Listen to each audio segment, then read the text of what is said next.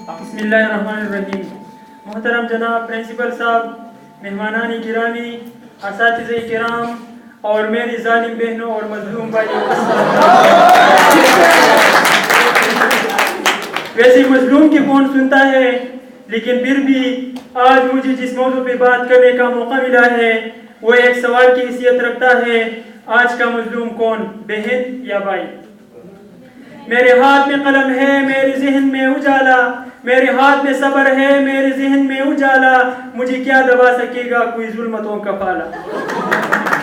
جناب سر, اگر ہم اپنے گھر یعنی ظلم کے ایک بڑی سینٹر سے شروع کریں تو ادھر چھوٹے بڑے, جوان بوڑھے, بیڑ بکریاں, چوزے سارے پکار اٹھیں گے کہ ظلم بھائی پہ ہو رہا ہے.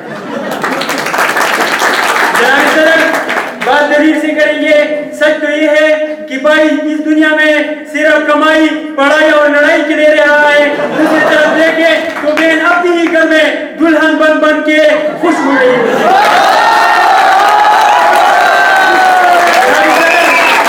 اتنی ساری ذمہ داریوں کے باوجود بھائی کے نہ کوئی مقام ہے نہ کوئی قیمت ہے. جناب سر, بہن اگر کوئی غیر معمولی خواہش ظاہر کرتی ہے تو ہر طرف سے سارے کے سارے کمر بستہ ہو کے ان کے سامنے پیش ہو جاتی ہے اور پھول نچاور کر دی جاتی ہے. لیکن دوسری طرف مظلوم بھائی, خواہش تو دور کی بات ہے, اگر وہ اپنے حق کے لیے آواز بلند کرتا ہے تو ہر طرف ایک عجیب و غریب سا سما بن جاتا ہے. ایسا لگتا ہے کہ جیسے فوج نے ضرب عصب شروع کیا ہو, جیسے فوج نے ضرب عصب شروع کیا ہو. فرق صرف اتنا ہوتا ہے, سنیں تو صحیح, فرق صرف اتنا ہوتا ہے کہ یہ ضرب غضب ہوتا ہے. ہر طرف سے جیف تھنڈر 17, کروز میسائل اور سٹیگر میسائل جیسے آوازیں سننے کو ملتی ہے اور مختلف بیانات جاری ہو جاتی ہے. آرمی چیف یعنی ابو کہتا ہے بے غیرت ہو گیا ہے. ایس بی آپریشن یعنی امی کہتی ہے مرد ایسی باتیں نہیں کیا کرتا. اور آخر میں سپاہی یعنی بہنا کو موقع مل جاتا ہے اور وہ اپنی زبان کی جتنی سی فائر کر دیتی ہے. اس کو تو شرم ہی نہیں آتی.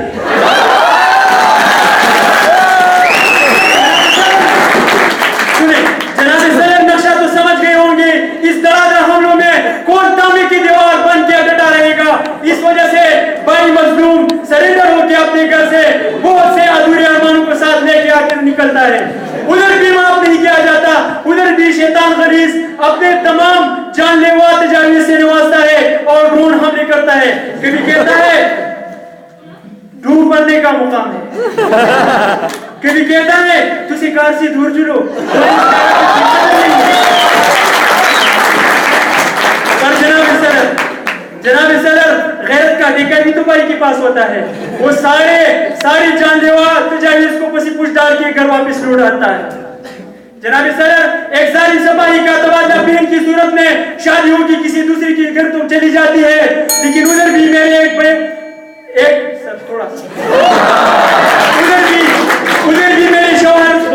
ادھر بھی میرے دوسرے بھائی شوہر کے ایمان کا اندازہ کرنے لگتی ہے. وہ بیچارہ بھی 2-3 دن میں اپنے وہ دل کے پکوڑے بیچنا شروع کر دیتا ہے. اے میری بیگم, نہ تو میری خودی کو کمزور کر, یہ شریفوں کا محلہ ہے, نہ اتنا شور کر, اس سعادت مند شوہر کو نہیں ہوئی اگنور کر.